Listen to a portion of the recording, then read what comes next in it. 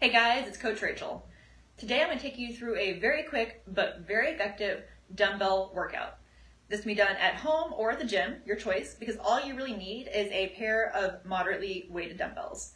Now, if you do have a selection of weights to choose from, feel free to change your weights from one exercise to the next to make it the most challenging but appropriate level for you. But if you have just one pair, that can easily do for all of these exercises. All right, so you're going to start with just holding one dumbbell in the goblet position. The goblet position looks like this, where you cup the dumbbell right in front of the chest. Make sure that your torso stays upright, that you're not leaning back with the dumbbell weighted on your chest. Stay nice and tall. Then you take a squat stance with your feet, which is different for everybody, but generally speaking is about shoulder width with the toes slightly turned out, but feel free to play around with it. You want to make sure that your knees stay tracking over your toes, they're not going in or out, that your hips can go nice and low, and that your back is not round, it's going to stay flat as you squat down as low as you can comfortably with good form, and then come up, rotating on the ball of the foot towards the side. Squat down, stand up, and rotate. The twist and the rotation should follow a natural twist of your spine. You should be twisting around the belly button and not lower. I'm going to turn to the side here in a second so you can see what I'm doing. But you can get 5 on each side. Okay, from the side it looks like this. Squat down, rotate, turn the ball of the foot. Control the movement the entire way. 5 on each side for a total of 10 squats. Rest as you need to. This is not a rushed workout. But next on you're going to move to the alternating arm bent over row. So grab both of your dumbbells here. Take your feet about hip distance apart and parallel, toes pointing straight ahead. And then you're going to bring your butt back, your hips back, towards the wall behind you. Your back should be flat here. So you don't want to be rounding, nor do you want to have a huge curve. So it shouldn't be like a half moon in your back. It should be just a gentle arch right here. Just keep your abs just a little bit tight. You're not sucking in your abs. You're just keeping a little bit of tension right here. All right, so flat back, look at the ground. Arms are going to hang towards the ground so you get a little bit of stretch in the shoulder. Then you're going to pull, think about pulling with the elbow towards the back of the ribs. Let it come back down and switch. You're trying to resist twisting the torso as you pull. And you're going to pull with control. Now, note, I'm not coming up super aggressively when I'm rowing. I'm not coming up like this. Knock up to the shoulder and actually misses your back, which is what we want. So just pull with the elbow, meet the ribs, and come back down. 12 on each side, alternating reps. Sorry, my dog wants to get on the workout too. Stand up, rest if you need to. All right, next up we're going to move into a split stance Romanian deadlift. So again, you want your dumbbells.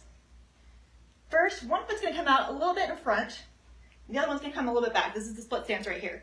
Don't stress about where the feet are too much. You'll figure it out as you go. But make sure they are hip distance apart, so not too narrow. You have width and toes pointing straight ahead. Grab the dumbbells again. Let the palms go towards your thighs, so kind of shave down your leg as you go. And then you're going to bring the hips back, back, back, back, back, back, back. This leg right here stays straight. The other knee can bend, and then stand up. Push hips forward as you stand, squeeze the glutes. So notice I'm moving with my hips only. The hips go back, then the hips go forward. The back doesn't actually do anything, nor do the arms. Bring those hips back, stand up, 5 on each side. And then switch sides. So something to note, this is your working leg. The front leg is your working leg. So when you come back with the hips, you should feel a stretch in the hamstrings and back of the leg here. You're not going to feel much on this side, so it's okay to bend this knee. And then when you stand up, bring the hips forward, squeeze the glutes. Notice though, I'm not pushing so far forward, my lower back rounds. You're nice and upright here. So get a stretch in the hamstrings, squeeze the glutes to stand back up. Switch sides. And same thing, 5 again on each side. So you're bringing the hips back, so we call a hip hinge. Get a stretch in the hamstrings, bring it back up. Keep the weights close to your body. They shouldn't float out in front. It's like you're shaving your legs with the dumbbells. Don't worry about coming super low with your torso. It's really about the hips. You don't want to round your shoulders forward towards the ground and attempt to reach the ground. There's no point. 5 on each side, and then again, rest as you need to. Take a little breather. Next up, we're going to do a push press, which is an overhead press. You are going to be using the momentum of the legs here. So Again, you want to have your feet in about a hip distance stance, like so.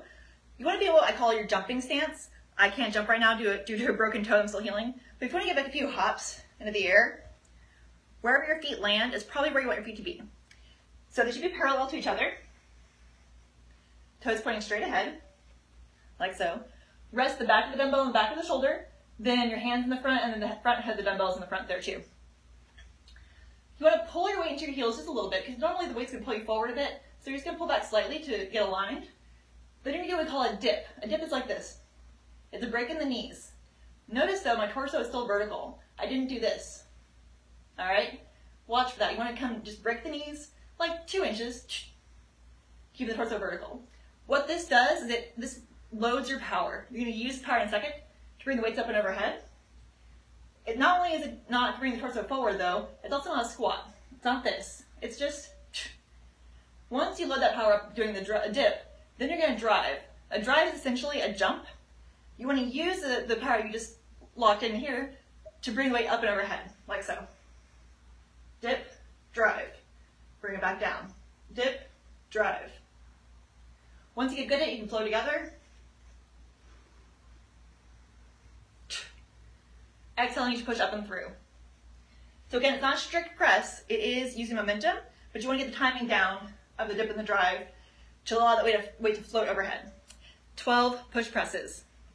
Then you put your weights to the side, and we're going to do some bird dogs for the core. Now, this is a seemingly easy exercise, although it is deceptively easy, and it is often butchered. So here's what you want to do. Get on hands and knees. Again, your back should be flat, so just a little bit of arch here, not too much. Hi, Sophie. And you want to keep that the whole time.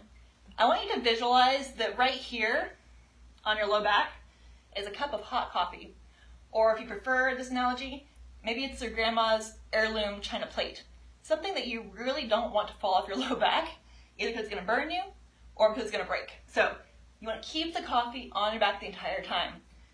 So I'm going to show you first what not to do. This is what happens most of the time with bird dogs, as people bring their arm and leg out really aggressively and arch the low back. See the belly is dipping, I'm arching here. This is defeating the purpose of the exercise. You actually want to keep everything stable in your hip area. So instead, it's this. Push to the heel, reach the arms out. Try to extend all the way on both sides if you can, but not at the expense of the hips moving.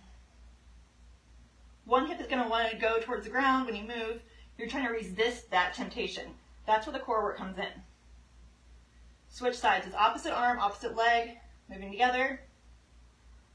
Minimal movement in your torso or your core. And you're going to continue alternating for 8 on each side. Notice how still the hips are. The coffee isn't spilling yet.